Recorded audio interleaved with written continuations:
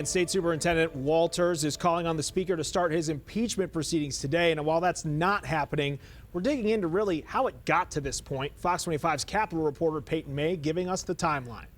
This all started in 2023. State lawmakers passed bills funding teacher maternity leave, inhalers in the classroom, and a 3-year school security program. Fast forward to August of this year. Some school districts said they hadn't seen the money. And on August 6th, we first reported the Oklahoma Secretary of Education sent this letter to State Superintendent Ryan Walters, voicing concern about the funds and a, quote, lack of response from him. Later that week, reports circulated about the missing funds.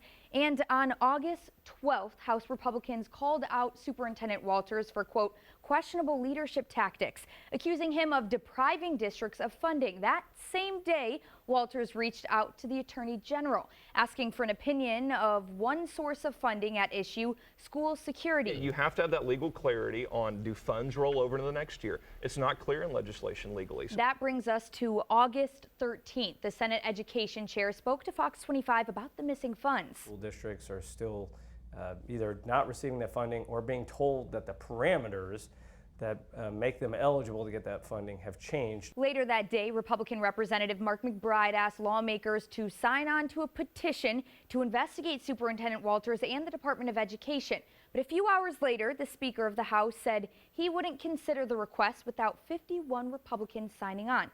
On August 14th, Walters called out the representatives signing the petition on Fox 25. They are liberal Republicans that are absolutely pushing the teachers union. Adding that the schools know what funds they're getting. Districts know how much money they're getting. They know the issues, the legal issues with maternity leave, with the inhaler funds, with the school security funds. On August 15th, the legislature stepped in. House Republicans announcing they will be investigating the Department of Education's funding issues under a fiscal transparency committee. What we're looking at is, are tax dollars being spent wisely, and are they being spent the way the legislature intended? The next day, August 16th, Walters went to the Capitol, calling on lawmakers to skip the investigation and go right to impeachment. I am calling on Speaker McCall and Mark McBride to begin their impeachment proceedings Monday. The Speaker of the House said that wasn't going to happen, instead sticking with the Loft investigation moving forward.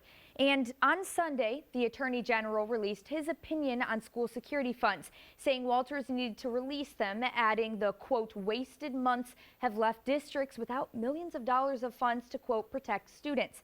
That brings us to today.